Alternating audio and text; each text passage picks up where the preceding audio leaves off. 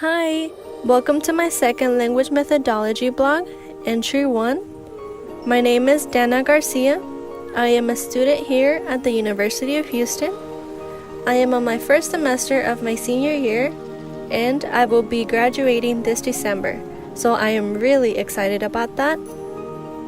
I am majoring in teaching and learning, EC through 6, and after I graduate, I hope to become a teacher and either teach 2nd or 3rd grade. A little more about myself is that I am a student teacher at Pasadena ISD. I am currently student teaching at Gardens Elementary in 3rd grade, reading. I have 3 classes that I see every day, which is about 50 or so students, and I love them all. They are always so happy and excited to learn new things. So my experiences with second languages is that I am bilingual.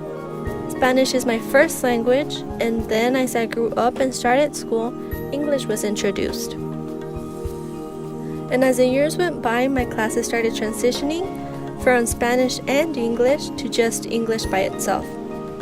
So it was a hard transition for me. So, since I don't want to forget the Spanish language, I speak only Spanish at home and then English outside of home, which kind of works out since my parents speak mostly Spanish. And because of that, I am able to practice it with them. When I say something wrong in Spanish, they are always fast to correct me. The one thing that I do struggle with is writing in Spanish. So when I don't know how to spell something, I always ask my parents, and they are happy to help because they say that it is important not to forget our first language. In high school, I got really motivated to learn the language, so I decided to take a French class. It was a little difficult at first, but since it was similar to Spanish in some ways, that kind of made it a little easier. In that class, we practiced our French a lot. The teacher said that we were not allowed to speak in English because, of course, it was a French class. We would make flashcards when we would translate the words from French to English, and then we would get in small groups and practice and then act out different scenarios in only French. The scenarios would be either like going to breakfast or going to the movies with a friend and ordering drinks and popcorn or anything like that. So it was very fun. That year I learned a lot, but unfortunately, since my other classes required a lot from me, I had to leave the class. As the years went by, I started forgetting the language, but I still understand and remember some of the words. So, my teaching philosophy consists of a supportive environment. I believe that students learn best when they are around people who are supportive and encouraging. When students feel like they have someone who is supportive of what they do, they are more likely to try harder and do their best. Besides that, my teaching philosophy also includes building relationships.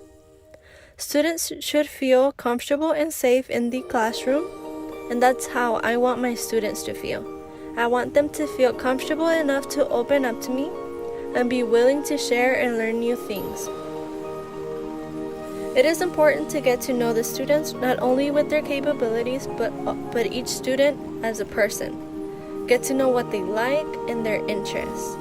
And then later on, we could use those interests to incorporate them into the lessons, which will make the students be more engaged.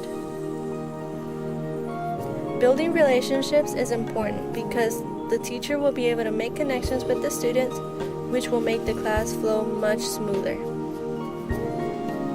As mentioned before, students learn best in a supportive environment, but also they can learn with the help of visuals. Having visual representations of what they are learning will help them make connections and will make learning another language much easier.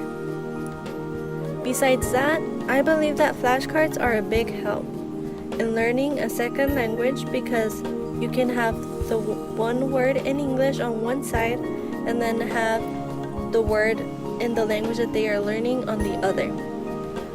Flashcards help a lot when translating. But most importantly, I feel that practice is the best way to learn. The more someone practices, the better they get.